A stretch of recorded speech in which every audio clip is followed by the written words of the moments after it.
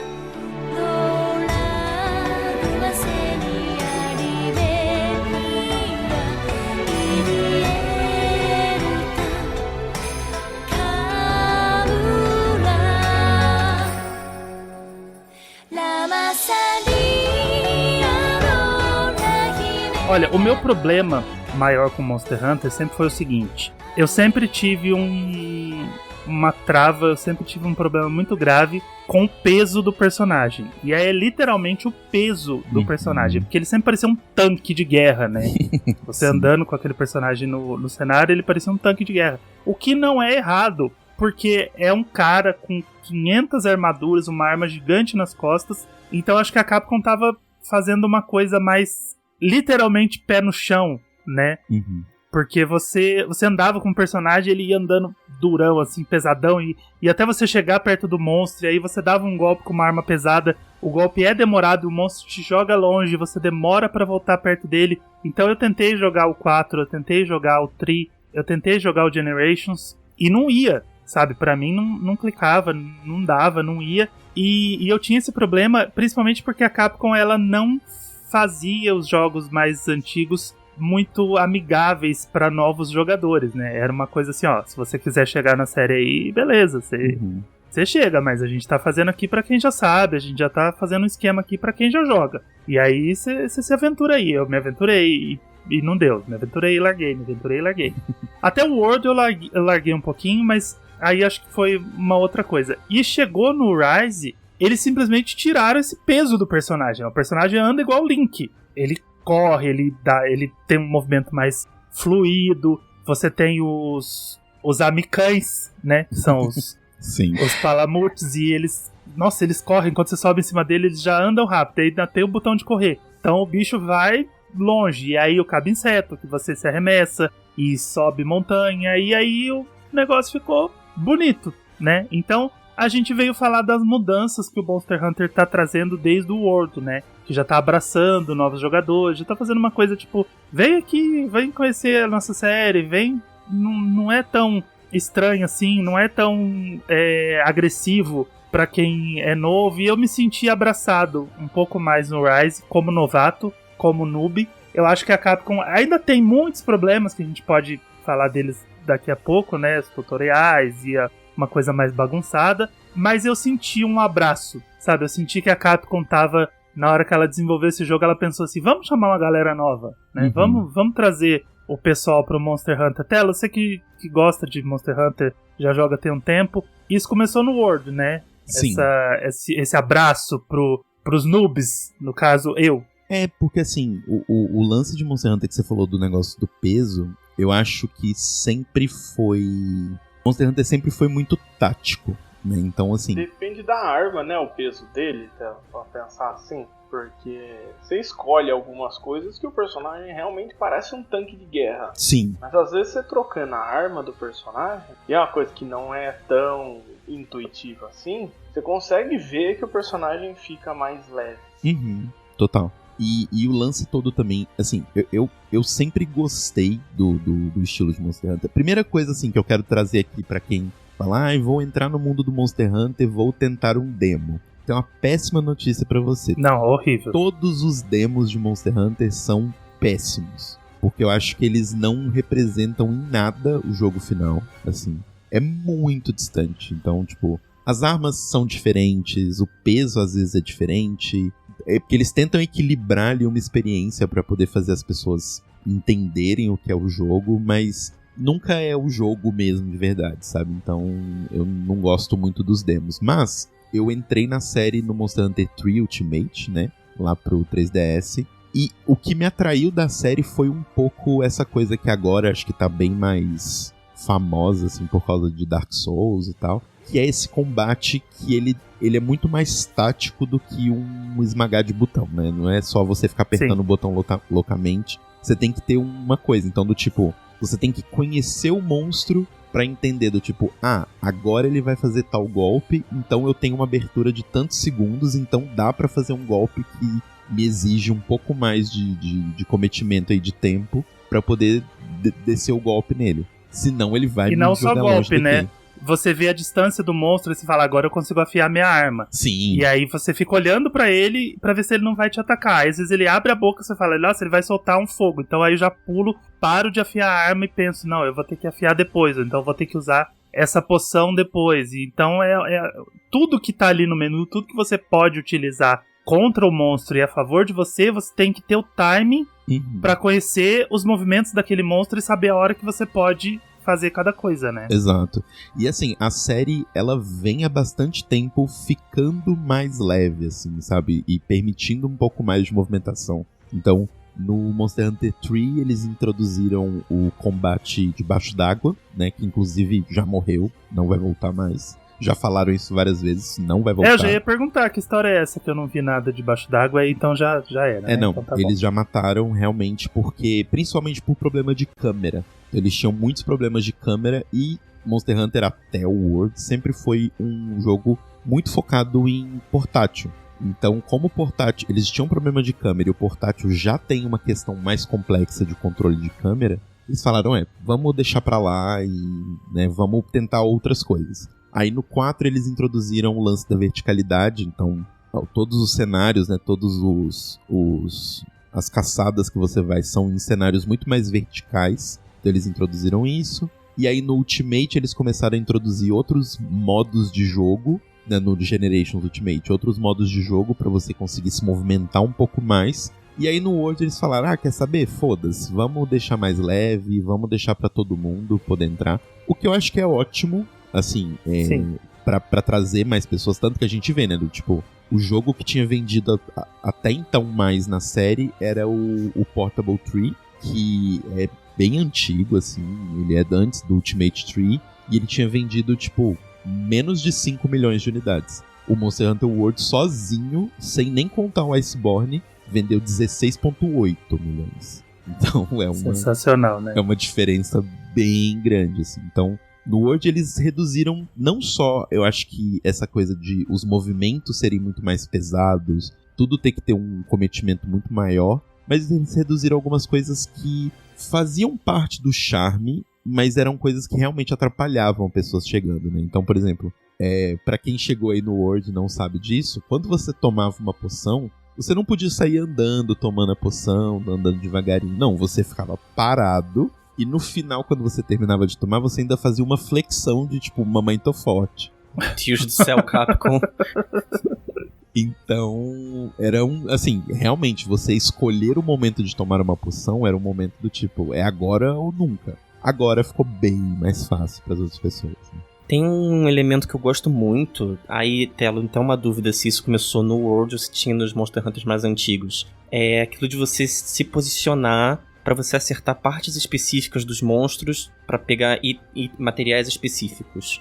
Isso sempre teve. Isso acho que foi sempre uma questão dos Monster Hunters, assim, que é uma coisa que eu gosto muito, que quando eu tava jogando Monster Hunter, e principalmente os anteriores ao World, eu realmente me sentia um caçador. Então, eu acho que isso dá uma imersão, né, assim, bem legal, porque não é só, vou bater na cabeça dele ou em qualquer lugar e fazer qualquer coisa. Não, tipo, às vezes você quer pegar o rabo dele, aí você tem que ficar dando a volta, e assim, ainda tem aquele lance que se você usa uma arma cortante, né, você tem mais chance de pegar do que uma arma, do que um martelo. Porque o martelo tem mais chance de quebrar o material do que cortar. Eu acho isso muito legal.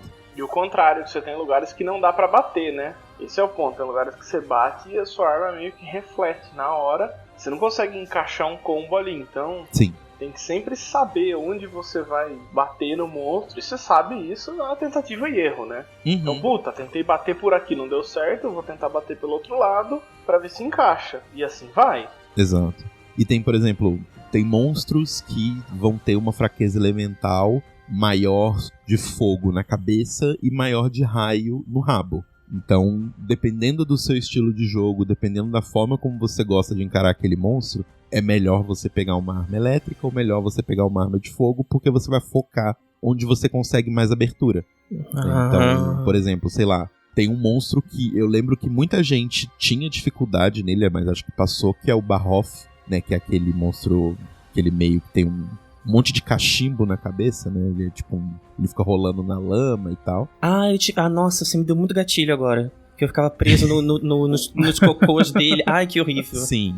E o Barroth, ele sempre teve uma coisa dele que a animação dele, né? Todos os ataques que ele faz, o corpo dele sempre escorrega pra esquerda. Então, é uma coisa muito de você entender do tipo, ok, contra o Barroth, eu especificamente tenho sempre que desviar pra direita dele, né? Pra minha esquerda, pra direita dele. Porque ele sempre deixa o corpo sobrando pra esquerda. Então, esse tipo de coisa que eu achava muito legal e que se perdeu um pouco no World, mas eu entendo. Então, por exemplo, uma outra coisa que a gente tava falando sobre até, sei lá, cenários, né? Quando você chegava num cenário de Monster Hunter, ao contrário do World, você não tinha aquelas pegadas pra ficar pesquisando e você acha o monstro e tá achado, todo mundo tá vendo ele lá. Antes, você não sabia. Você ia aprendendo com o tempo. Então, sei lá, esse monstro come carniça. E nesse mapa, eu sei que tem carniça na área 11 e na área 12. Então, quando ele tá com fome, quando ele tá cansado, eu sei que ele vai pra área 11, pra área 12, porque é onde tem carniça.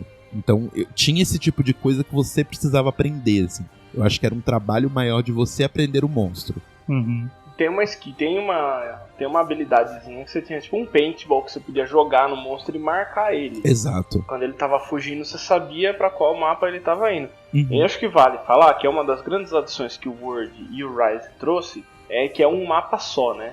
Quando, por exemplo, se você pegar o mapa do Risers, tem vários numerinhos e várias áreas. Os outros Monster Hunter, cada numerinho daquelas e cada área, você tinha uma tela de loading entre uma e outra. Uhum. Então, o próprio Generations, que eu não cheguei a jogar o jogo, eu joguei a demo. A demo já acontecia num mapa que era umas 3 áreas, se eu não me engano. Isso, geralmente às vezes são 10, 12 áreas, assim, você tem, às vezes, todas essas telas de loading entre você caçar o monstro. Então ele dá uma quebrada um pouco na fluidez que o Rise trouxe. Uhum. Mas ao mesmo tempo dá um tempinho pra você respirar. Nunca foi nenhum loading grande e tudo, mas estamos acostumando a geração que cada vez tem menos loading nas coisas. Então esse é um dos motivos que é um pouco difícil você voltar também pros anteriores. Uhum. Total. Eu acho que depois de jogar um Rise, depois de jogar um World, se você for tentar jogar algum... Já é difícil você começar de um Tree, de um Generations, mas eu acho que depois de jogar esse,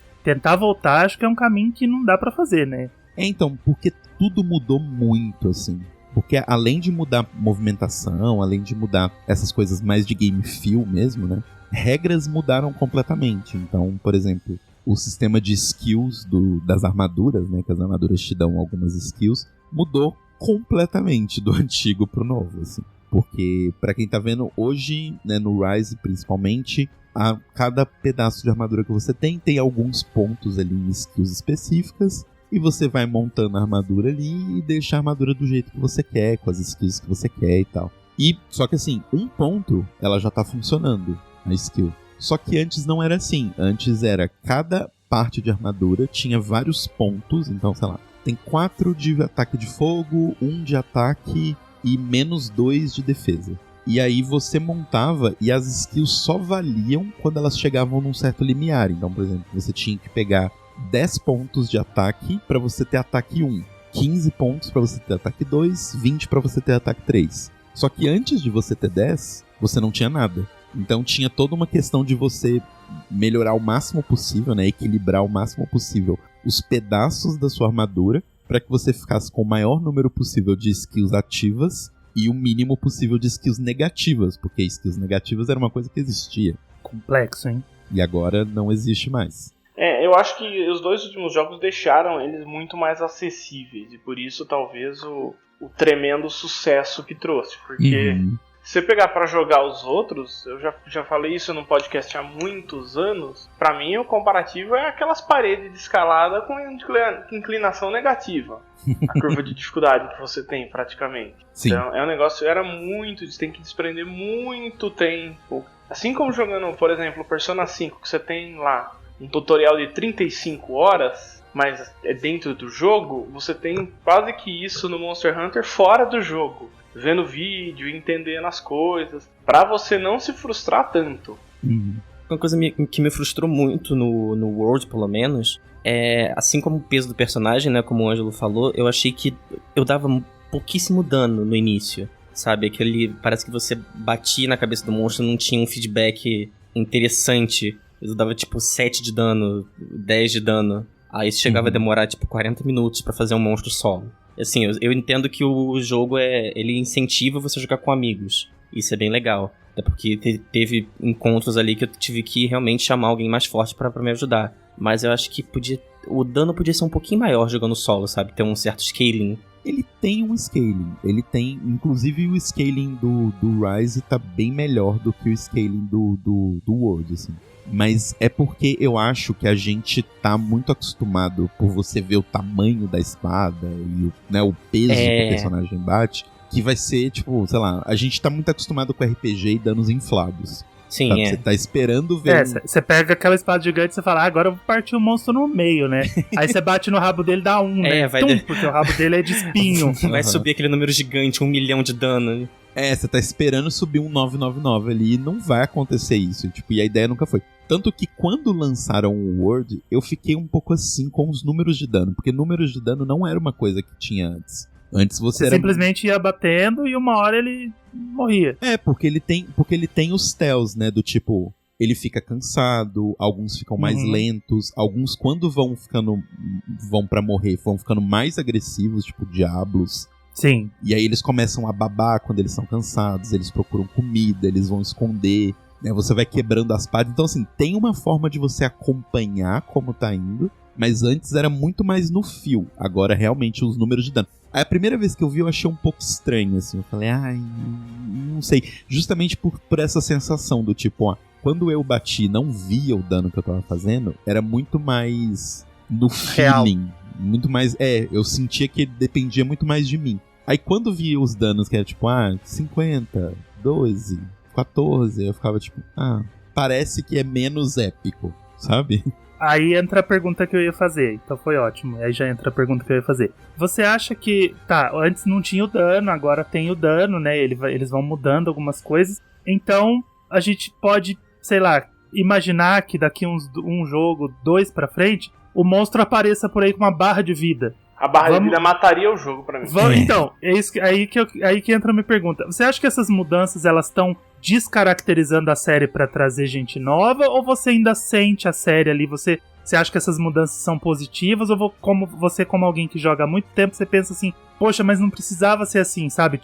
Dava pra trazer gente nova sem mudar essas pequenas características, e você tem medo de que um dia do nada surja uma barra de vida na cabeça do monstro, e aí você fala, poxa, mas eu matava o monstro conhecendo ele, igual você falou, vendo ele babar, vendo a asa dele se desmanchar, sabe, vendo que ele já perdeu o rabo, ele tá cansado, ele não se mexe com tanta facilidade, e de repente você vê uma barra de vida num futuro aí, e você sabe quando que o monstro vai morrer. Você acha que isso descaracteriza, ou você vê essas mudanças como algo bom, que pode trazer novidades interessantes pra série? Eu acho que as mudanças que eles fizeram de regras, né, do tipo de skill, de que agora você não precisa levar tudo, porque isso é uma outra coisa também pra quem não conhecia a série. Antes, quando você aceitava uma quest, tava aceita. Depois dali você não podia trocar de arma, você podia pegar uns itens ali no seu estoque, mas o que você levou pra run, né, pra quest, você levou.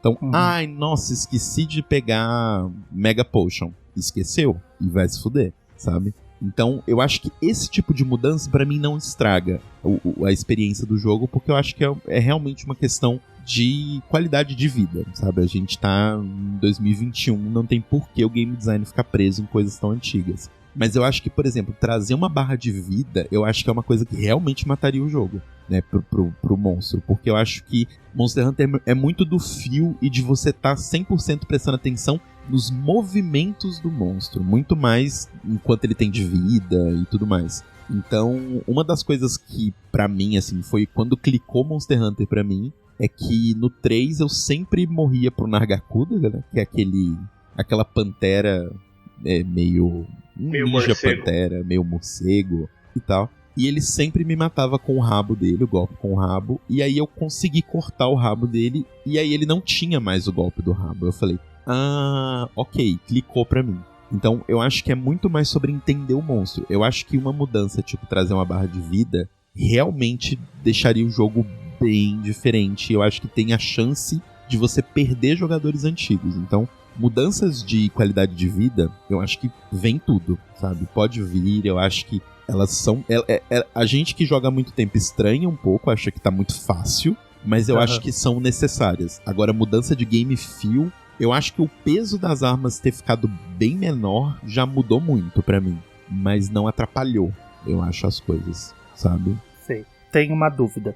Eu comecei com as machadinhas ósseas, porque como o meu maior problema era o peso, elas são leves, né? Além de você ter o personagem mais leve, a movimentação mais leve, você tem a movimentação dele durante as batalhas mais leve. Ele gira no ar, ele bate com com as duas ao mesmo tempo. E é uma coisa fácil, né, entre aspas, pra mim, pra poder bater nos monstros. Eu sei que não é só porrada, então eu estudo aonde que eu posso bater, desvio, vejo a hora que eu posso tomar uma poção. E eu tô me dando bem, eu tô indo bem com as machadinhas no decorrer do jogo. Eu já morri algumas vezes, mas eu tô morrendo pouco, eu acho até. Eu vejo o pessoal sofrendo e eu acho que eu tô morrendo pouco, porque eu tô entendendo bastante a estratégia. Quão longe eu consigo ir com essas machadinhas que eu tô encantado com elas? Eu posso ir até o fim, eu posso fazer delas as minhas armas, eu posso ser um caçador de machadinhas ósseas com a árvore de evolução que ela tem lá e derrotar qualquer monstro que aparecer na minha frente, desde que eu tenha disposição e tempo pra isso? Acho que aí tem uma confusão da arma com o estilo da arma. Você tem 14 armas disponíveis pra você no jogo. Acho que esse é o ponto importante. 14 tipos, né? Isso. Desses 14 tipos, você tá dentro da machadinha. Uma machadinha pra outra não vai mudar o estilo de gameplay dela. Então você pode estar com a machadinha, você pode estar com a Dual Blade do Hatchion, você pode estar com a Dual Blade do próprio Magnamalo, você pode estar com a Dual Blade da chave de osso. O que vai mudar delas? O dano base, que é o dano branco dela. Uhum. Se tem ou se não tem algum elemento, e aí você começa a ter algumas particularidades por árvore de habilidade. Então o que acontece? A de osso, ela tem dano alto sempre, mas ela tem afiação muito baixa. Exato. Certo. Então o que vai acontecer? Você vai ter que afiar mais elas, enquanto você vai parar mais para afiar durante a luta. Enquanto uma de alguma outra árvore, ela pode ter um dano um pouquinho mais baixo, pode ter uma afinidade maior que te dá mais dano na hora que você bate nos pontos sensíveis do monstro, e você afia menos. Aí você tem que ir olhando. O que vai acontecer? Você vai precisar mais pra frente, com certeza você vai ter que trocar de arma para pegar as armas de raridade mais alta e trocar de árvore até para poder começar a abusar dos danos elementais em cima dos inimigos. Exato. Porque o dano elemental, ele soma em cima do seu dano branco. Então, você tem um dano de 110 na arma ali, mais 15 de elemental. Se o inimigo for fraco, seu dano base vira, aí posso estar falando muita besteira, mas ele vira o dano base, menos a resistência, mais a resistência elemental dele. Então se ele é fraco ou alguma coisa, você vai dar muito mais dano do que você daria só com a sua machadinha, que o dano é um pouquinho maior. Então assim, ter várias armas é sempre o recomendado para você estar no endgame. Então você vai ter que ter, sei lá, 3 ou 4 machadinhas. Uma elemental de fogo, uma elemental de gelo, uma dragon, que é um dos atributos mais interessantes do jogo. Você vai ter que ter uma talvez só no dano branco, aí depende da build do seu personagem.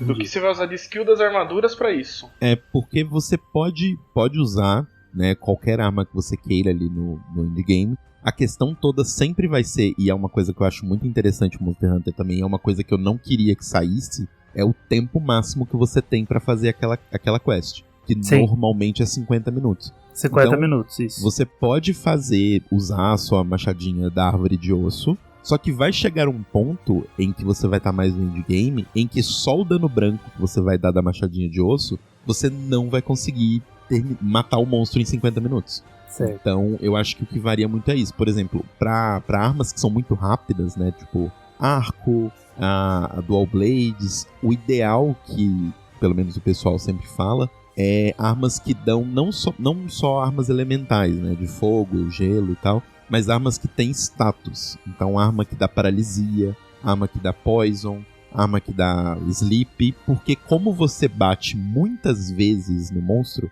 muito mais vezes em contagem mesmo, você tem muito mais rapidez pra colocar ele dormindo, pra colocar ele paralisado, pra colocar ele envenenado, do que outras armas que você bate muito pouco. Uhum. Né? Existe um soft cap, então existe uma quantidade de dano daquele status que você tem que dar pra ele ficar envenenado, por exemplo. Exato, exatamente. Então, por exemplo, alguns monstros ficam envenenados muito mais fácil do que outros, alguns dormem muito mais fácil que outros. Então isso é uma coisa muito que você vai aprendendo com o fio.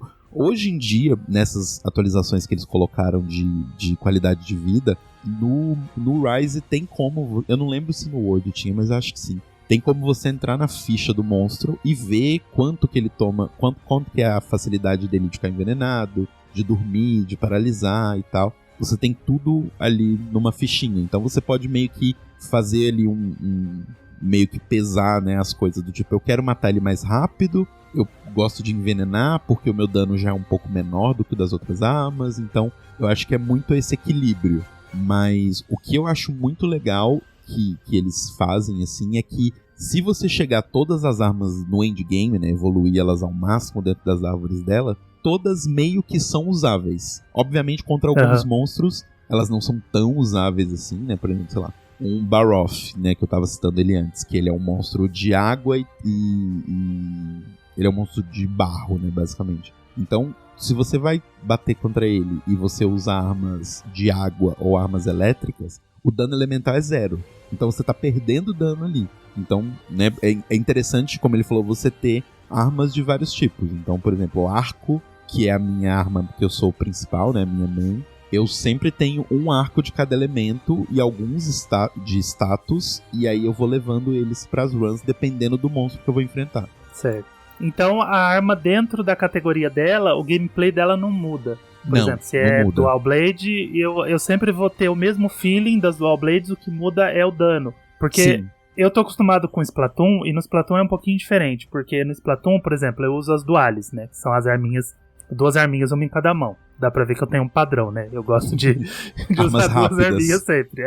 E são rápidas. E aí eu uso a mesma já tem um tempo. E aí eu teve um dia que eu decidi mudar as duales. Eu falei, eu vou manter na mesma categoria e vou mudar pra essa duale aqui, porque ela mata mais rápido. Com 2 tiros ela mata. A que eu uso demora uns 8, 10 tiros pra matar. Só que aí eu tava jogando e o peso da arma é diferente, porque ela solta umas bolas de tinta maior, então ela cobre menos terreno, então parece que você tá até mais pesado no jogo, e eu não consegui me adaptar, porque ela tá, beleza, ela mata mais rápido, mas aí eu comecei a perceber que o meu objetivo no jogo não era matar. Até porque o objetivo do Splatoon não é matar, é cobrir o maior tempo de terreno. Mas você tem que ter alguns jogadores no time que matam os outros inimigos pra poder atrasar eles, né? Uhum. E aí eu me toquei que não era isso que eu queria fazer. Eu queria cobrir terreno. Então eu voltei pras duales antigas. Então dentro das duales, que são as arminhas de 2 mãos, você tem diferenciação do gameplay. E eu tava com medo de sentir isso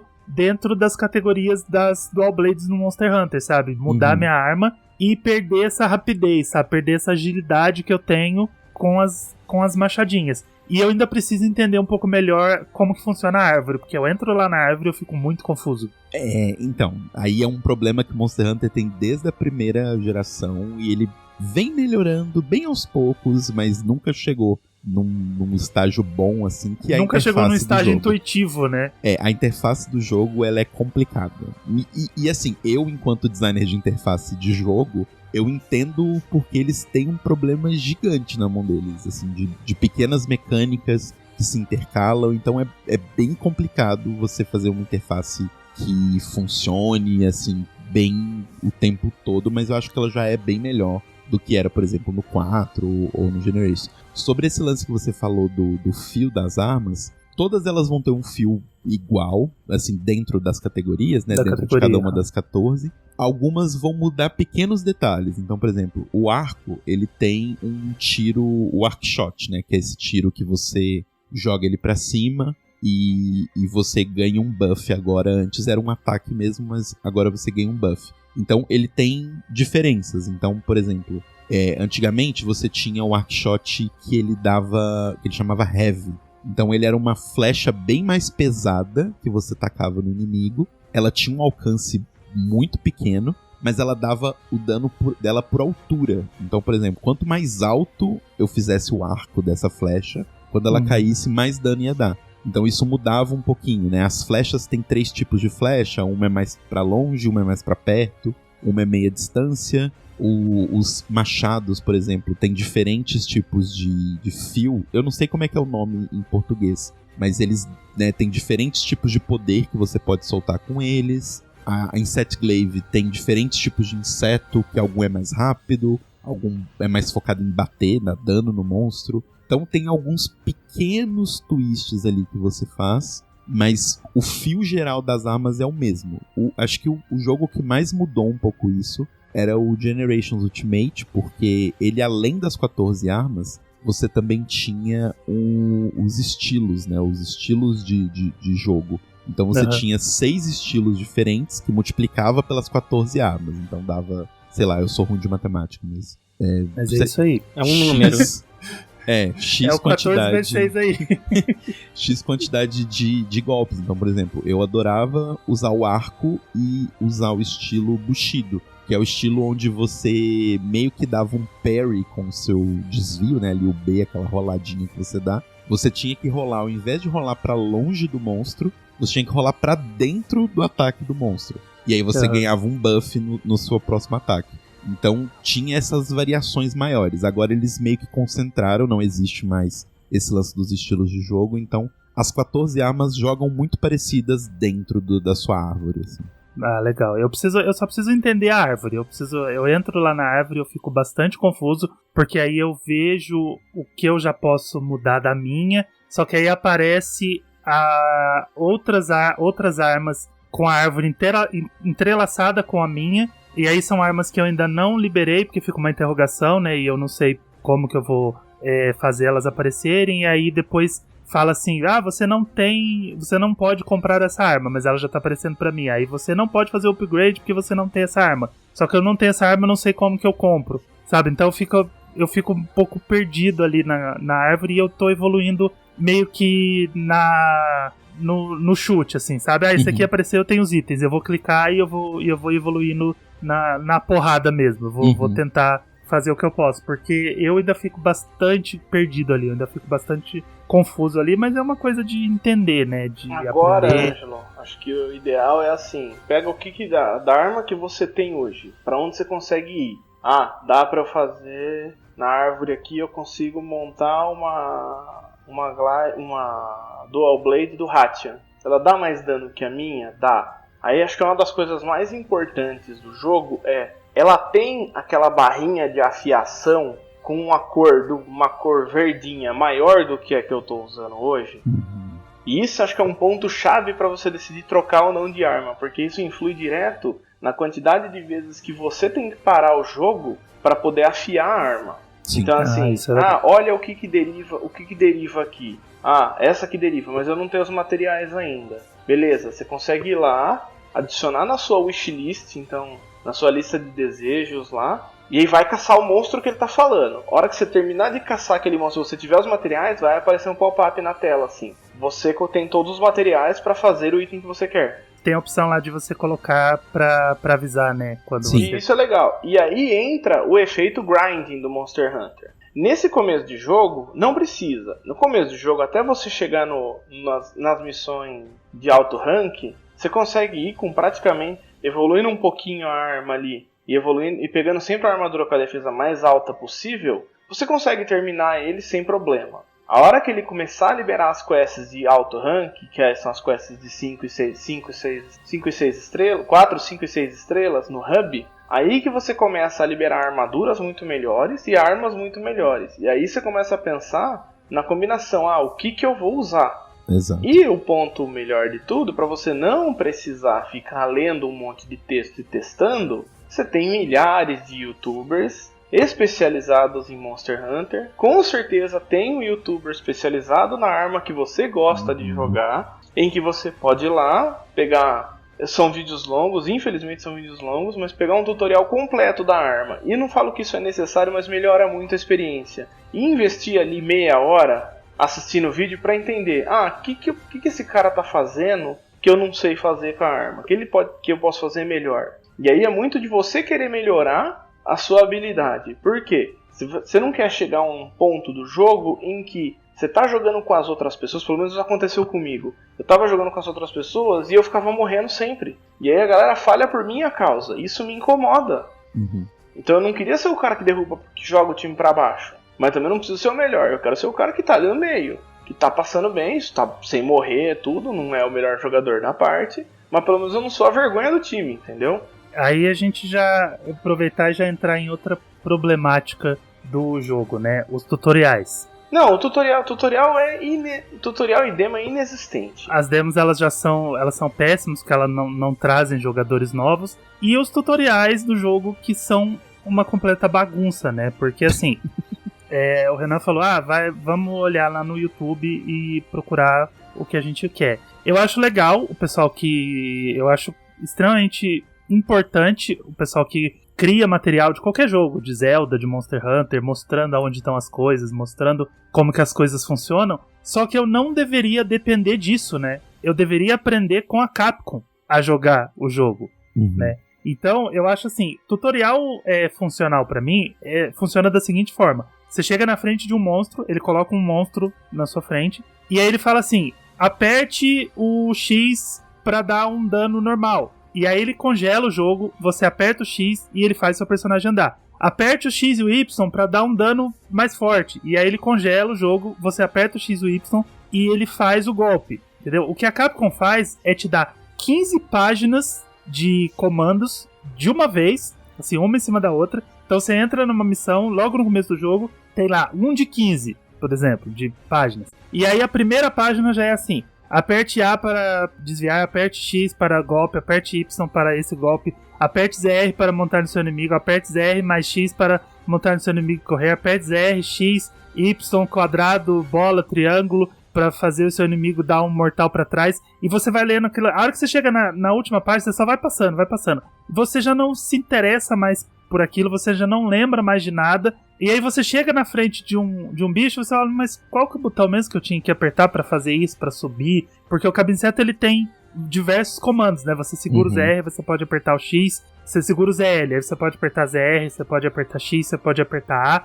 e cada um deles faz um jeito diferente de jogar. E na hora de te ensinar, ela vai te ensinar tudo de uma vez em uma página. Sim. E seria muito mais amigável, já que ela tá trazendo um formato melhor, se ela colocasse esses tutoriais em ação, né, durante o jogo. Você faz as ações e ele vai, sei lá, pisca um botão na tela e você aperta o botão na hora. No comecinho ali, coisa de 10 minutos, ia ser muito mais funcional do que você ficar lendo esse tanto de informação, esse tanto de instrução na tela, que você não vai se tocar na hora, e depois quando você vai buscar essas informações, você vai buscar em menus enormes, em submenu, submenu, para poder achar aquela informação que você queria, que era um ZR mais B, para você dar um golpe específico.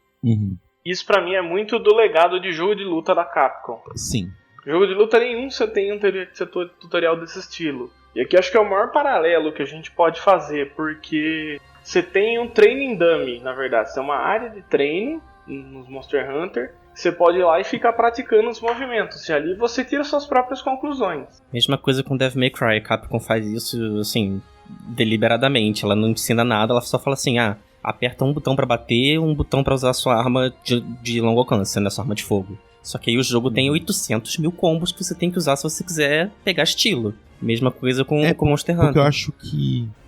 o lance que eu falei do negócio do combate tático, ele entra muito nisso, de jogo de luta e Dark Souls, né? Então, ele é muito mais sobre você entender o fio daquilo ali do que você entender necessariamente, isso pula, isso faz isso. Porque, tem tantas combinações possíveis. E, por exemplo, as armas. Se você apertar o X, normalmente você tá dando um ataque forte, né? Daquela arma ali, o ataque médio, o ataque normal. Só que se você tá apertando pra frente, é um golpe. Se você tá indo pro lado, é outro golpe. Se você tá desembainhando a espada e fazendo aquele golpe, é outra coisa. Então, eu acho que ele tem um pouco disso.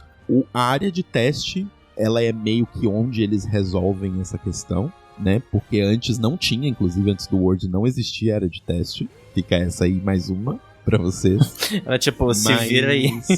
Se vira aí. Vai treinar com rátulos na sua cara. Vai lá. Porque antes, como a gente ainda tinha o lance das áreas separadas, ainda tinha uma vantagem que quando você começava, aquela primeira área onde fica ali o acampamento e tal, nunca ia monstro ali. Ali era a única área garantida segura dentro do level. Então, ali era um lugar de você testar, um lugar de você ver, quando eu faço isso aqui, conecta com isso aqui e tal. E agora você não só tem um lugar pra você treinar, como você pode testar os combos e tudo mais. Mas sobre isso que o Ângelo falou, eu acho que é sim uma coisa que afasta novos jogadores. Só que aí, pensando num lado mais voltado pra desenvolvedor, eu não sei como eles fariam isso sem quebrar o game feel do jogo, sabe? Porque a partir do momento que eu dou um tutorial desse, eu meio que abro portas pra do tipo, e se o jogador quiser repetir esse tutorial? E aí, se ele ficar sempre repetindo, e se ele tiver numa luta online, os outros jogadores também congelam, sabe? Então começa a abrir uma ramificação de possibilidades que eu consigo entender o porquê eles não fazem um tutorial assim, né? E o jogo, eu acho que é mais a filosofia de design, assim como a filosofia de design de Dark Souls é get good, sabe? Tipo, eu não vou pegar na sua mão, depende de você ficar bom nisso aqui e se interessar por isso aqui.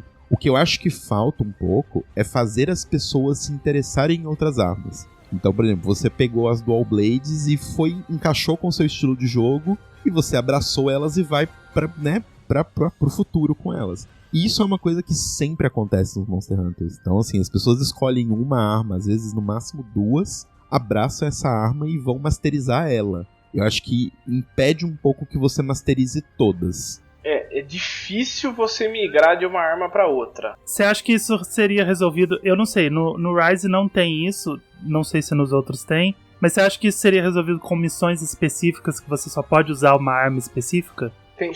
Já tem, na verdade, chama Arena Quest. Tem umas quests. Mas durante o jogo mesmo, assim, você acha que isso seria uma coisa legal, uma coisa que funcionaria? Não, eu acho que quebra pra se interessar pela arma ou não? A pessoa só ia frustrar o jogador? Porque eu acho que só frustra. Como são 14 armas e elas jogam completamente diferente umas das outras, eu acho que é muito exigir que o jogador saiba o mínimo de cada uma delas, sabe? Eu acho que é demais, assim, informação demais. Acho que assim, você dividir as 14 armas, você consegue ter grandes classes assim de armas. Então você tem armas leves que garantem a movimentação melhor do seu personagem, que é mais fácil você migrar entre essas categorias que eu diria. Certo. Que é a espada escudo, a espada longa, a dual blade, a insect glaive. Todas essas armas, elas querendo ou não são muito pesadas. Você consegue se mexer melhor. Aí você passa para um outro grupo de armas mais pesadas, que a movimentação fica difícil. Que aí você já tem a Great Sword, que é aquela espada larga. Você tem a própria lança. As duas lanças, né? As duas lanças. É que eu acho que a Gun Lance tá em outro nível. A Gun Lance e o Switch Axe e a Charge Blade pra mim estão em outro nível. Elas que aí são, pra mim é armas hiper pesadas, que eu acho muito difícil de jogar. Elas têm uma classificação entre a galera de Monster Hunter, assim, principalmente o Switch Axe e a Charge Blade, que são armas técnicas. Porque elas dependem de vontade de aprender. Elas dependem completamente de você masterizar aquela arma, porque se você não masterizar ela, você não tá fazendo nem sombra do dano que você deveria estar fazendo. Eu acho que eu não dei muito certo com a Monster Hunter, porque eu comecei a jogar com as duas. Agora que vocês falaram isso, eu tô meio... Opa! O jogo, ele meio que te empurra a Longsword de cara, pra você tentar aprender uma diferente. Todos os Monster Hunters, se eu não me engano, eles meio que te jogam com a espada e escudo ou com a Great Sword, que são acho que os mais fáceis de cada categoria de arma leve e pesada, se eu não me engano. Eu acho que por sim. último você tem as armas de ranged, né, Telo? Você tem o arco, a light bowgun e a heavy bowgun. Isso, porque eu acho que a arma mais simples de todas hoje em dia, considerando a 5ª geração, né, que é o World e o Rise, seria o machado. O machado é a arma mais simples de todas, o martelo, quer dizer, né? O hammer. Tem o martelo. O martelo é fácil de jogar também. Ele é extremamente direto, assim. Não tem muita coisa. Porque até a espada e escudo, na 4ª geração, eles deram uma complexificada nela, porque agora ela tem os caldinhos lá, que você pode jogar na espada e ela vai ficar ou com mais afinidade, ou mais ataque. Então tem toda uma coisa de ataques que você faz com o escudo, ataques que você faz com a espada. Ela ficou um pouquinho mais complexa. Mas a mais simples de todas é martelo. Se tá na dúvida, não gostou das outras, achou muito complexa, vai no martelo, porque ele realmente bate na cabeça do monstro e é isso aí. Eu tenho uma dúvida, aproveitar que a gente tá falando sobre armas. A Hunting Horn. Eu tô vendo muita gente falar então, que no Rise é a melhor arma do jogo. Tipo, eu nunca... Se você não joga sozinho. Então, eu nunca entendi no World, porque pra mim era uma arma mais de suporte. Né, que você dava uns buffs ali, tocava umas musiquinhas, um funk loucão, ficava todo mundo forte. Mas por que ela é melhor no Rise? O que ela faz de diferente? Então, qual que é a diferença? Porque antes, né, o Hunting Horn, ele é basicamente um martelo, né? Só que a diferença é que cada golpe que você dá, você toca uma nota e aí essas notas liberam uma música. O que o Rise mudou é que antes você tinha que fazer as notas, então joguei o A, depois joguei um X, por exemplo, e aí eu precisava tocar essas notas. Agora no Rise, todas as músicas que eles fizeram são sempre a mesma nota, então tipo, uma música é AA, a outra música é XX, a outra música é AX. Então é muito simples tocá-las. E a maior diferença de todas é que você não precisa tocar a música. Então eu fiz um X. Quando eu fiz o segundo X, a música já tocou. Então ela já está ativa. Então a arma ela ficou muito mais ágil de você fazer. Porque antes, como você tinha que recitar a música, né, você montava ali as notas e recitava. Então às vezes era muito complicado você fazer na frente do monstro. Porque você ia tomar uma porrada e ia voar longe. Então, por exemplo, eu sempre lembro no Monster Hunter 4 que tinha um Hunting Horn que eu gostava de usar. Que ele era bem bom, que ele era um dos monstros finais do jogo, assim. Só que a sequência dele, né, que você precisava usar pra usar esse negócio era XA, X, XA, X. E era muito difícil, porque é um combo que na arma ele não encaixa muito bem, né, esses dois golpes. O XA e o X encaixam melhor com o A, que é o golpe leve. Uhum. Então, quando você ia usar os dois, você ficava muito tempo parado no mesmo lugar. Então a arma era muito difícil você ser mais ativo no combate. A grande diferença que o World trouxe é isso, porque Hunting Horn sempre deu muito dano. O problema é que ele dependia de muitas aberturas do monstro pra você dar dano. E agora, como você tá tocando as músicas meio que no automático, enquanto você tá indo, ficou muito mais fácil. Muito mais fácil, muito mais gostoso também de jogar com a arma. E esse é o tipo de mudança que você acha que veio pro bem, né? Que melhora a qualidade do gameplay. Porque às vezes a gente tem que pensar em feeling da batalha, em você se sentir um caçador, mas tem coisa que é super complicada de uma forma desnecessária, né? Sim, então dá pra melhorar, falar, não, mas agora toca automático? Como assim? Não, gente. Tem coisa que você pode facilitar sem perder a essência, sabe? Sem perder o feeling de que você tá caçando um monstro. Porque você melhorou a sua arma, ué. Você tá melhorando a forma como a sua arma funciona. Você tá aplicando ali uma tecnologia naquela arma que melhora o funcionamento dela. Então você pensa como se você estivesse vivendo dentro do mundo do jogo, são coisas que dava pra fazer, sabe? Se você tem ali uma arma que toca uma música e ela dá um efeito no monstro, você pode melhorar essa arma para que ela toque a música automaticamente e dê esse efeito no monstro. Isso melhora bastante a qualidade do gameplay, né? Sim. E antes tinha até um fator de memória também, porque hoje, por exemplo, o X é sempre a nota azul, o A é sempre a nota vermelha e XA é sempre a nota verde. Antes tinha um lance, por exemplo, você pegava um Hunting Horn que as notas dele eram branca, roxa e laranja. E aí ele tocava as músicas que tinham essas notas. Só que aí, quais são as músicas dessas notas mesmo? Tipo, você tinha que lembrar, sabe, quais eram as músicas. Então eles facilitaram muito o Hunting Horn.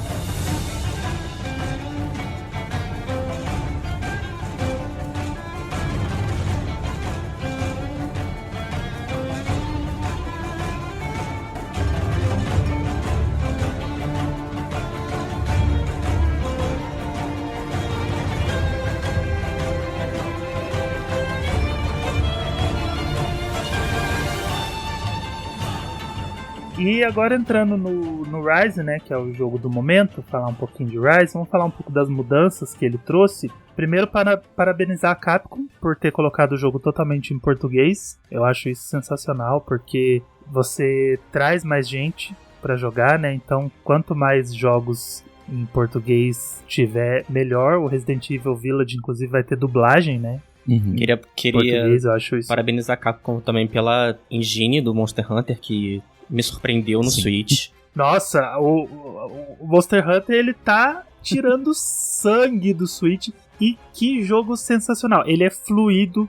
Nossa, você corre ali, você anda e o jogo roda, que é uma lindeza, assim. Ele roda lisinho. A gente fez umas partidas online, eu joguei com o Foca e com o Otto. Se a internet tá boa, aparentemente as internets estavam boas, não teve lag, não teve atraso, não teve nada. A gente jogou umas partidas como se a gente estivesse jogando na sala de casa com 3 controles plugados no videogame. Foi sensacional, então a Capcom, ela tá de parabéns. Se tem uma coisa que a Capcom sabe fazer, é jogo bom e jogo bonito, né? A Capcom, a gente às vezes a gente dá umas alfinetadas nela, mas ela é boa no que ela faz. Então, muito legal o jogo tá em português. E o Rise, ele trouxe novidades aí, né? O Cabo Inseto, ele é novidade agora? Sim. Ou já tinha antes? Não, completamente vez, novidade. Né? Porque eu lembro que foi fizeram toda uma propaganda em cima disso e eu achei sensacional. Eu acho maravilhoso, né? Pra quem tá jogando em inglês é o Airbug, que é a cordinha, né? Aquela cordinha que é um insetinho que você joga e ele te ajuda a... Ele dá golpe nos monstros, isso é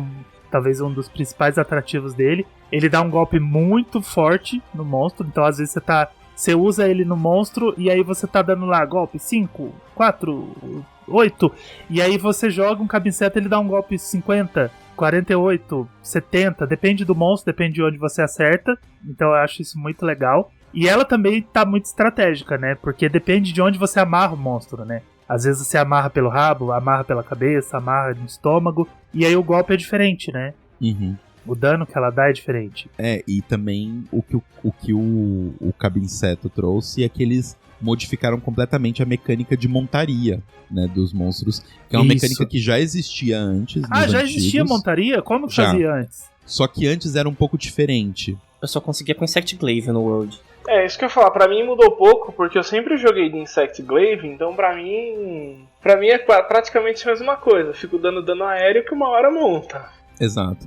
Porque o lance todo da montaria, ela foi introduzida no Monster Hunter 4, que foi o que introduziu a verticalidade, né? Que o lance era você pular de uma área em cima do monstro e bater nele por cima, você dava um dano de montaria nele, e aí vai chegar um momento em que você podia montar esse monstro. Só que antes... é o que o Cabo Inseto faz, né? Só que antes você só, ficava esfaqueando o monstro ali nas costas dele. Mas você não podia controlar o monstro. A montaria era só pra bater por cima dele. Você tem uma vantagem pra ter um tempo ali pra bater sem ele reagir. Isso, você batia nele e no final, como presente, você ganhava que ele ficava stunado no chão. Legal. Né? Então, que era uma abertura pra você usar outros golpes. Mas esse lance que eles introduziram agora, de você usar um monstro contra o outro, é realmente, pra mim, assim, mais do que o Cabo Inseto, é a coisa que mais mudou a dinâmica do jogo, assim. Porque... Pro bem? Você gostou? Pro bem. Porque, por exemplo, eu sempre fui main de arco. E arco, assim como a Dual Blade, ela não é uma arma que dá um dano puro muito grande, assim. Obviamente, deram uma bufada grande no arco, mas ele ainda não é uma Longsword, por exemplo, sabe? Então, sempre tinha esse problema. Só que, por exemplo, agora eu vou lutar contra um Magnamalo, por exemplo. Se eu tenho outros 2 monstros grandes no cenário, isso antes em outros jogos era um problema, do tipo, fudeu, né? Porque aí, como é que eu vou chegar no Magnamalo e não vou apanhar dos outros monstros? Hoje em dia, você agradece, porque se tem outro monstro lá, você pega esse monstro, bate no Magnamalo com ele, e depois você vai lá e bater no Magnamalo sozinho. Então, já é uma ajuda de dano bem grande, inclusive. Alguns monstros dão 200, 400 de dano e tal. Então, mas antes os monstros já se atacavam, né? Se eles se viam a partir do World, nos mesmos cenários. O Turf War começou no World. Isso. Então, antes, se tinha 2 monstros no cenário, eles atacavam você e você tinha que se virar contra eles. Exato. Você tem um negócio que é uma bolsa de cocô que você joga, que é o Dung Bomb, que aí você consegue jogar ela pra espantar o monstro. Uhum. Então você joga no monstro, aí ele vai embora. Então você tem que estar sempre equipado com isso, sempre usando isso. Sim. Porque mesmo no World, eles chegavam, rolava o Turf War, disputa de território, mas às vezes os 2 vinham pra cima de você. Uhum. Isso eu não vi acontecer no Rise ainda. Quase 40 horas de jogo eu não vi isso acontecer. No Rise eles são mais contra eles mesmo, né? Quando tem 2 monstros no cenário, eles ficam ali se batendo e aí você escolhe um pra montar e o outro sempre acaba fugindo, né? Depois de um tempo, né? Depois dessa luta, eles acabam se separando, eles não ficam muito tempo juntos em um cenário, eles se movimentam bastante. E toda Turf War no Rise termina com um dos 2 monstros montável. Isso. Então sempre vale a pena você ficar escondidinho ali, esperando a porrada terminar, e aí você pega quem sobrou. Isso é muito legal, sempre dá pra montar, eu gostei bastante. E o Cabo Inseto também te ajuda na verticalidade, né, que você tava falando da verticalidade, então você consegue subir numas montanhas com mais facilidade, atravessar alguns cenários. Tem aquela pirâmide que eu acho sensacional, aquele cenário da pirâmide que você tem que descobrir por onde que sobe, né, você vai dando a volta, sobe um pouquinho, dá a volta, sobe um pouquinho, porque você precisa da estamina, né, você tem que ter estamina pra usar o Cabo Inseto.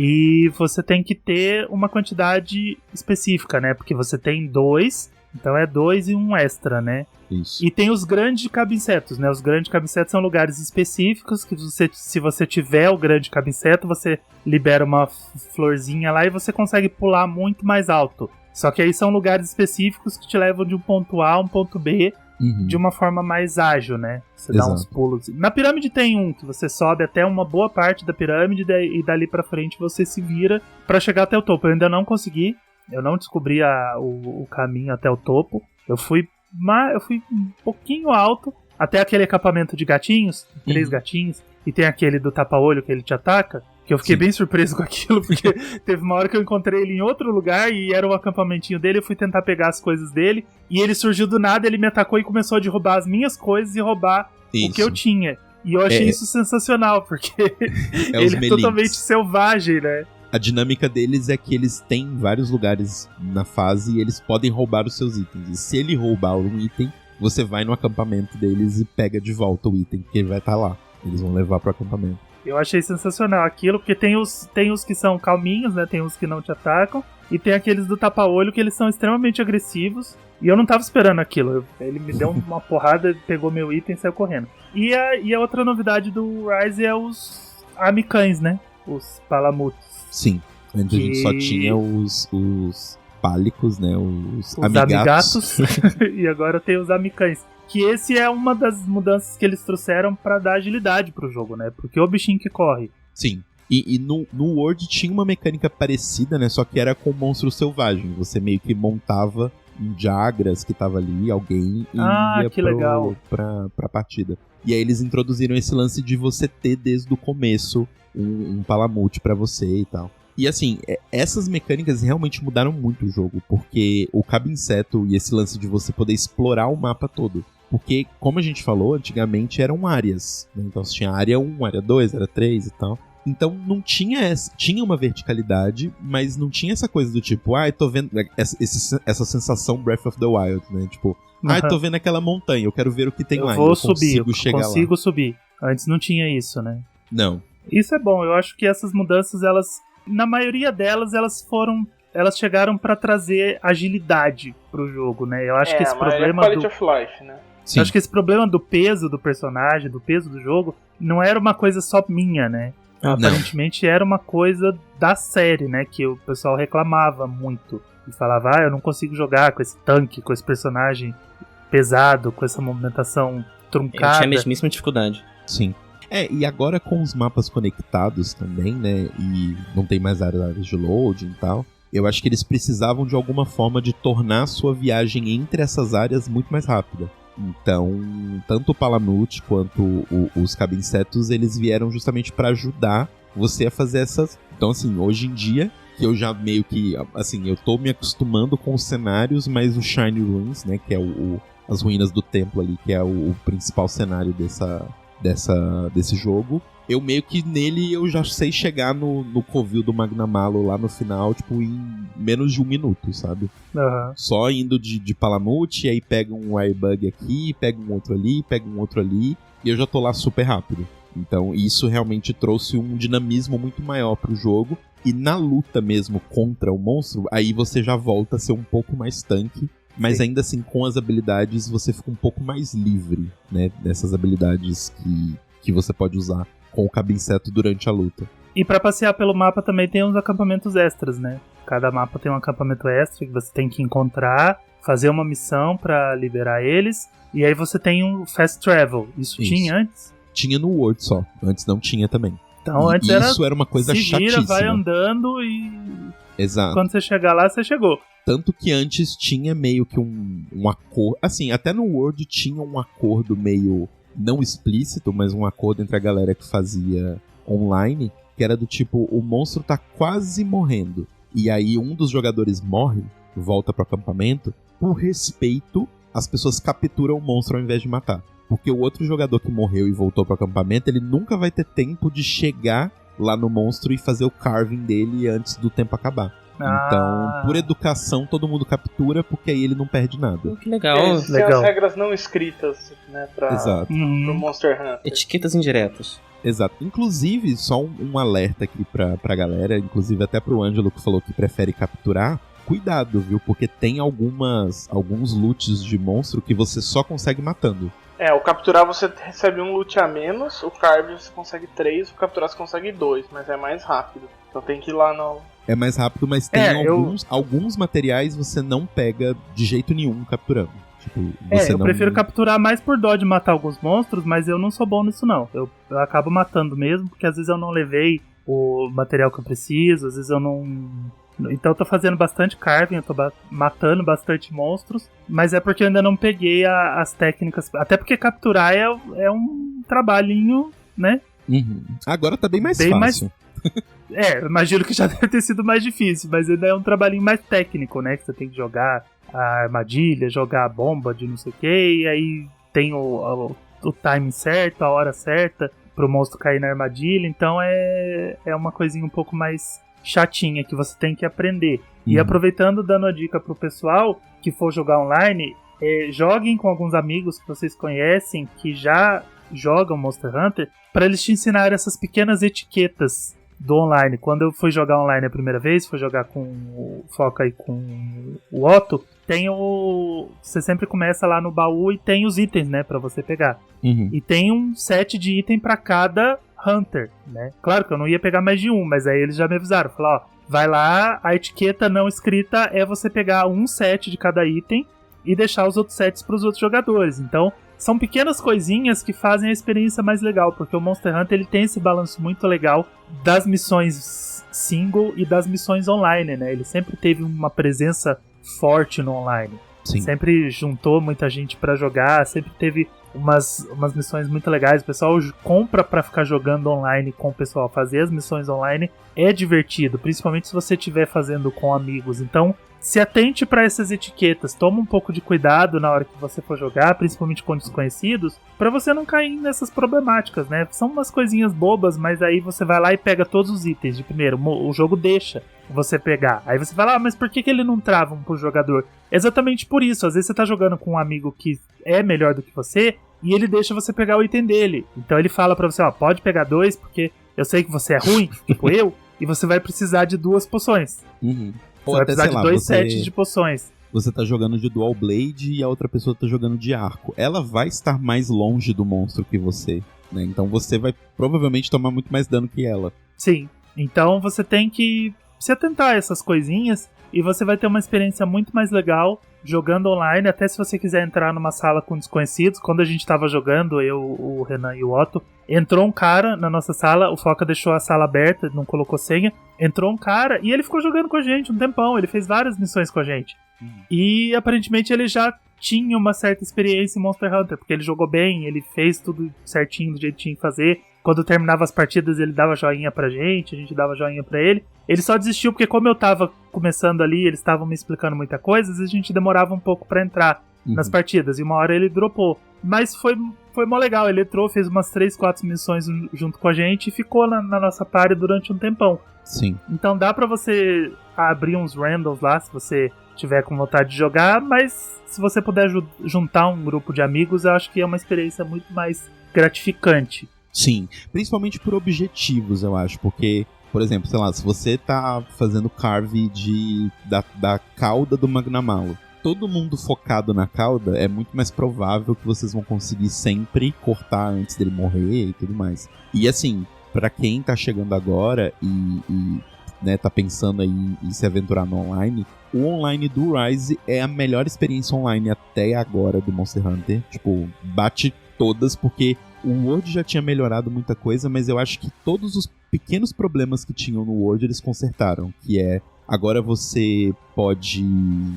A dificuldade do monstro, ela escala automática. Então, se você entra com 4 pessoas, o monstro tá difícil pra 4. Se uma pessoa cai, o monstro, ele balanceia pra 3. E se todo mundo cai e você tá sozinho, ele balanceia só pra você tá com um jogador só. Uma coisa que o World tinha que era bem ruim, que era quando você jogava com mais de uma pessoa, ele escalava muito. Então, por exemplo, sei lá, você queria especificamente cortar uma cauda de um monstro. De 4 pessoas no World era impossível, a não ser que todo mundo estivesse focando na cauda. Porque... E o World, se as pessoas saíssem, a dificuldade continuava, né? A dificuldade continuava.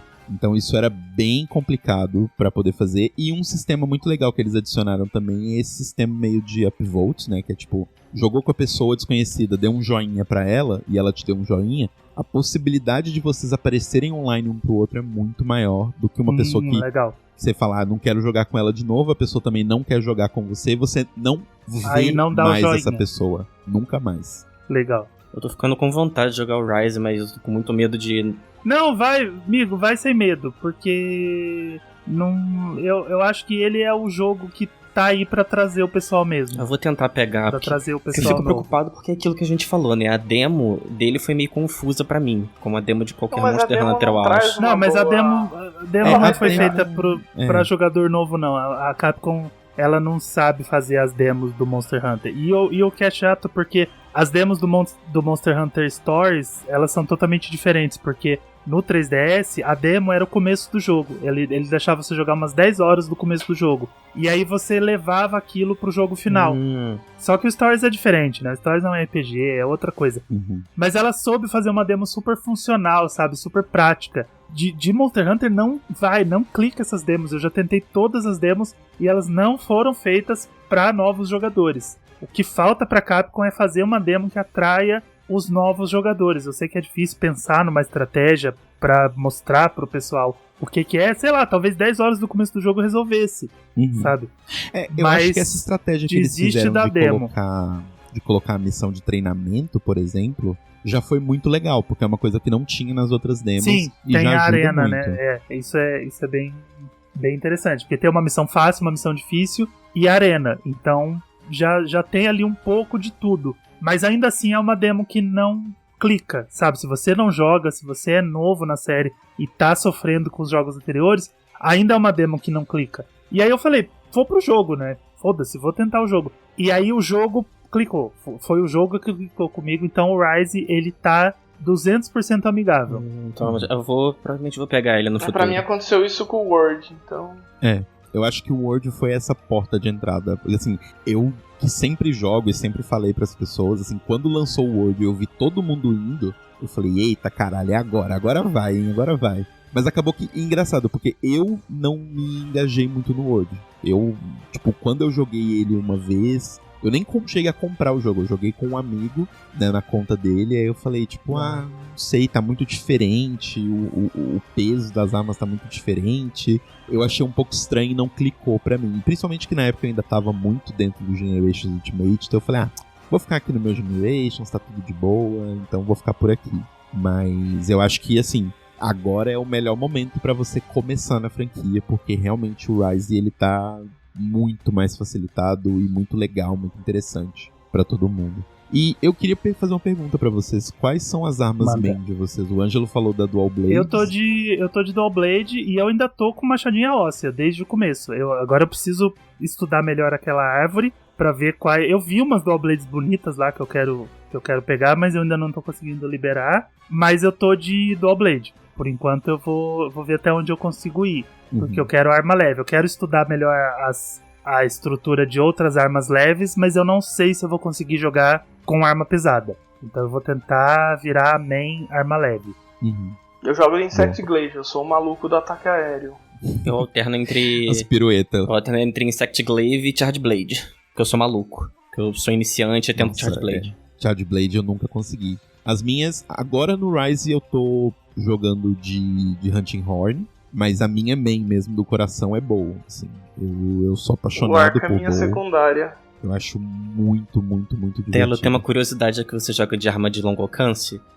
Qual a sua opinião sobre a galera que joga no PC? Assim, não sei se no console também dá pra fazer, nos Playstations da vida. Mas jogar de bow, de light bow gun, com uma mão com o mouse pra mirar e a outra mão no controle pra se movimentar, tipo, pelo analógico. Nossa. Eu acho isso muito cérebro evoluído, sabe? Eu acho que essas pessoas estão num outro nível, assim.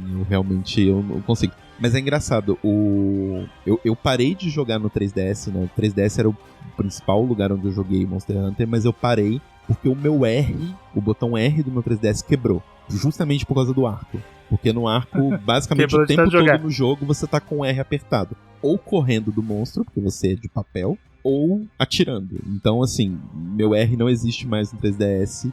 Então, mas sei lá, eu acho que a mecânica de como o arco funciona, eu acho muito legal. Inclusive, só pra não falar que a gente falou só bem, assim, um defeito que eu acho que o Rise tem, mas é um defeito super fácil de consertar, é que, assim, quando eles falaram sobre o lance das Sweet Skills, né, que são essas habilidades que você usa com o cabo inseto, você tem uma variação ali, você pode trocar elas. Só que quando eles falaram sobre, eles venderam como se fosse quase o sistema de estilos de jogo do Generations. Você ia poder mudar muito o gameplay, mudar os golpes e tal. E não é bem assim, você muda alguma coisinha, outra, mas alguns, por exemplo, o arco mesmo, ele tem aquela puxada hercúlea, eu acho que em português se chama assim, que é um buff que os seus tiros ficam mais fortes, mas assim, ele dura 10 segundos e não fica tão mais forte assim, então ele não vale pra nada.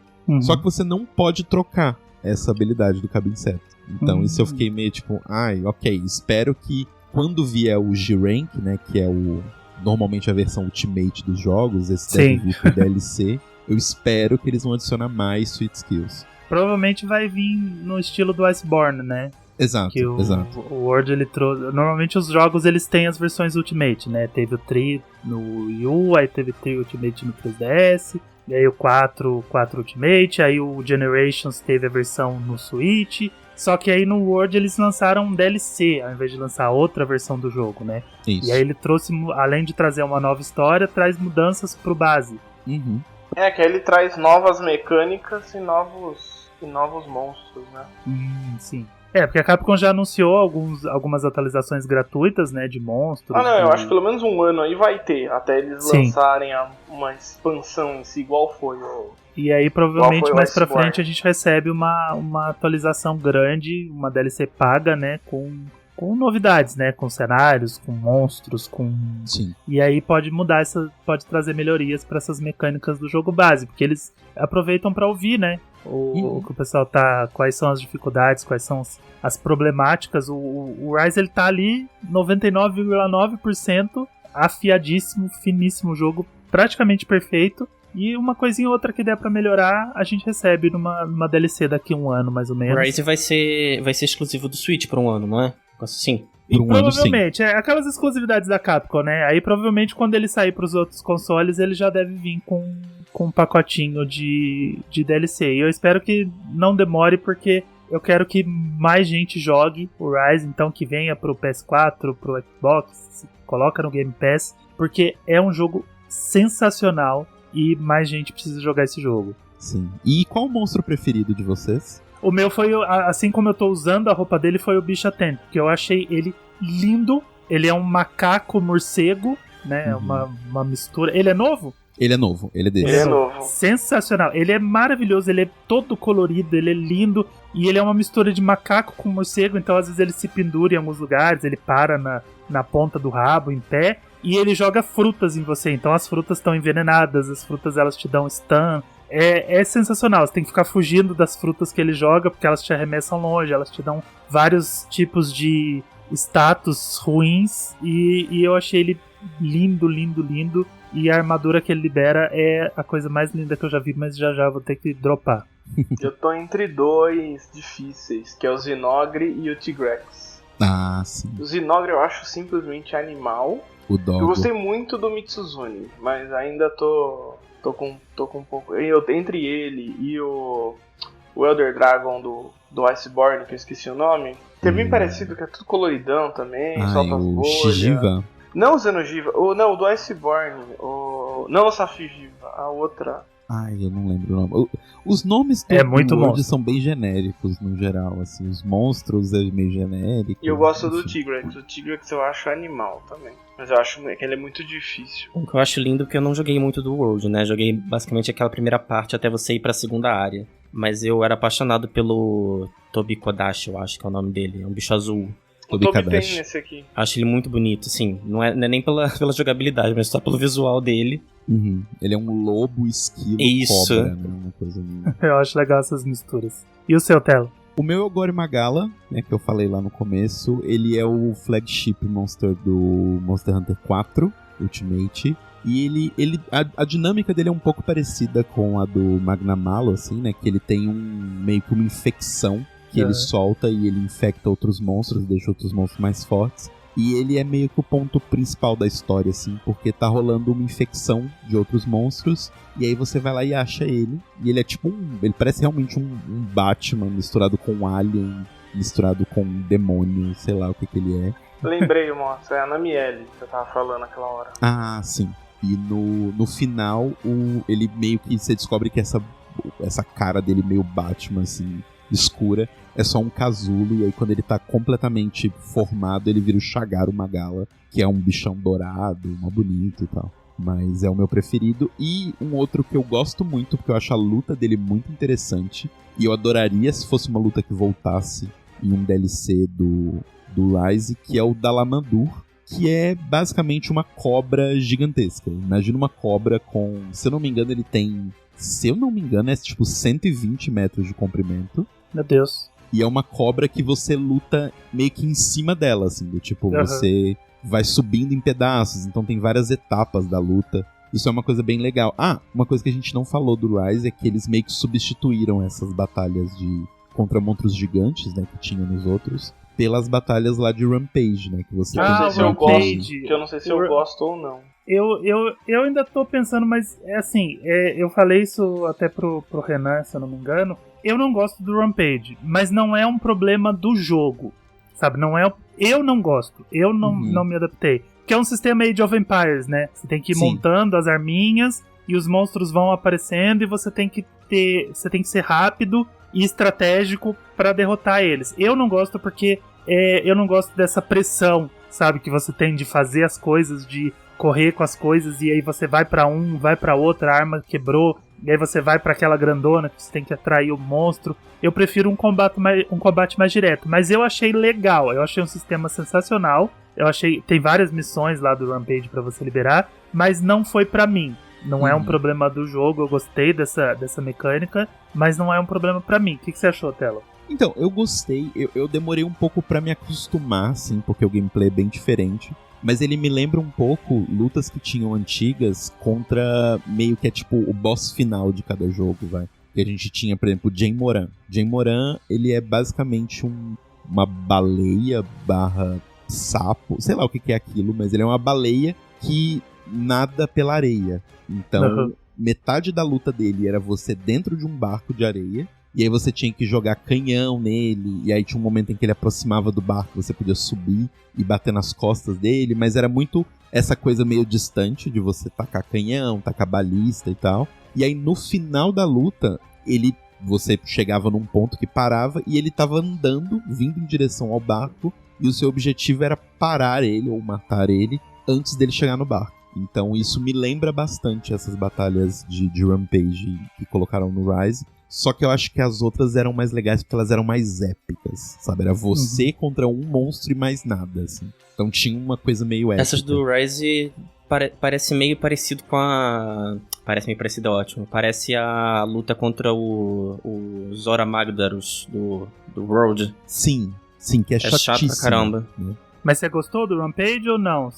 Não, eu gostei. Eu acho a ideia muito legal. Descartável, assim. Principalmente como ela comunica com a história do jogo, né? Que tem a ver com aquela procissão dos 108 espíritos. Então eu acho que é muito legal por essa temática geral do jogo. Mas eu ainda tô me acostumando, assim.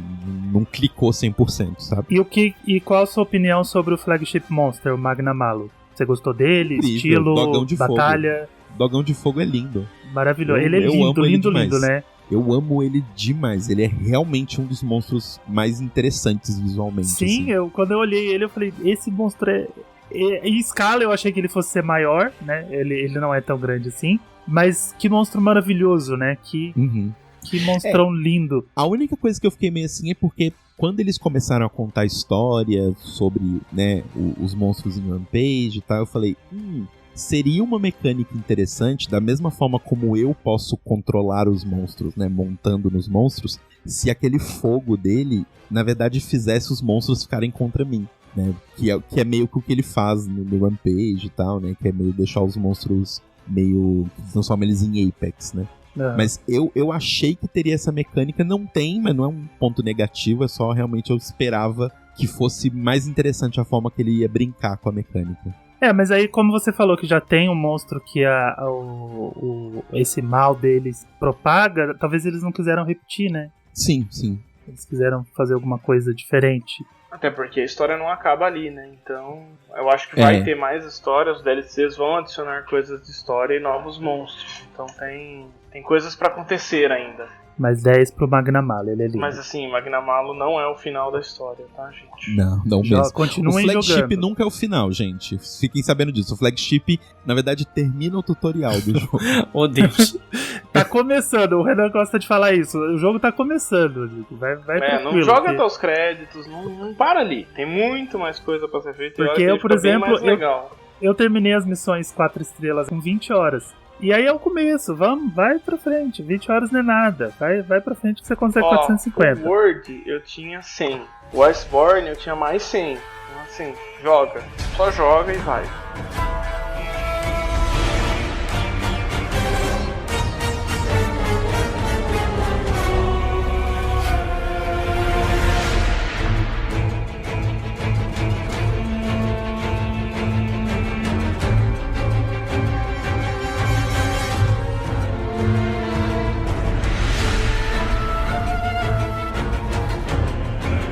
Bom, vamos sair de fininho, porque o monstro já tá cansado, ele já tá dormindo, e a gente vai encerrar o episódio hoje. Hoje, o Flávio e a Kel não vieram porque eles não caçam monstros, eles são pacíficos, tá? Eles não quiseram se misturar com essa galera aqui que gosta de matar destruir monstro. O meio ambiente. Então eles... não, tadinho, os bichos estão lá quietos, sabe? A gente que chegou lá e etc. Mentira, normalmente eles estão atacando. Não é tão... injusto. Desproposital assim, sabe? Normalmente eles estão atacando uma vila, não é que o pessoal é ruim e sai caçando monstro, não. Normalmente você tá sofrendo um ataque e você tem que ir contra isso. Então, aproveita para ouvir esse nosso episódio lá no Spotify. A gente tá em todos os agregadores, a gente tá no Spotify, Google Podcasts, Apple Podcasts, Amazon Music, Podbean, Radio Public, qualquer agregador que você imaginar que você tiver aí no seu celular, no seu computador, a gente tá lá. Segue a gente no Twitter, @FatorReplay, vem conversar com a gente, lá a gente posta os episódios, posta novidades. Tá vindo a E3 aí, esse ano vai ter E3 digital, a gente vai estar lá cobrindo as novidades, contando as novidades pra vocês, então segue a gente lá pra você não perder nada. O Flávio e a Kel não estavam aqui, mas segue eles também lá no Twitter, então segue a gente. Eu sou o @Angelups_, o Flávio Altamilde, o Renan FKT, a Kel Fluz e o Murilo Muritugnoli. E a gente tá aqui com o nosso primeiríssimo convidado, o Telo, primeiro convidado do Fator Replay. Que honra. Que a gente tava aqui pra falar de Monster Hunter, não tinha outra pessoa. A hora que a gente tava fazendo um brainstorm, falou, quem que a gente vai chamar? Eu falei, pera, eu sei quem a gente vai chamar. Porque eu lembro que quando o Monster Hunter Rise foi anunciado, o Telo me marcou eu e o Fred, e falou, e aí, vamos? Aí eu falei, vamos fechar? Vamos, né? Vamos. Vambora. E fui. Acabou que eu fui. Então depois eu preciso ver se o Fred tá jogando. Ainda ele tá não. jogando? Não, É um pilantra, ainda não tá jogando. Não, o Fred, eu vou puxar a orelha dele. Porque eu aceitei o vamos. E tô aí. Então, Telo, agora é a sua hora. Conta pra gente quem é você, o que você faz. Além do seu cast maravilhoso de RuPaul, que eu adoro, é um dos meus top 5 casts. Conta pra gente aí, tudo que você faz, pode falar sua arroba, todos os seus trabalhos, tudo que você tá fazendo por aí, o seu momento é este. Arrasou. Bom, se vocês quiserem me seguir aí ou caçar monstros comigo, se divertir um pouquinho, podem me procurar em todas as redes aí, é Telo Caeto, THELLO-CAETO.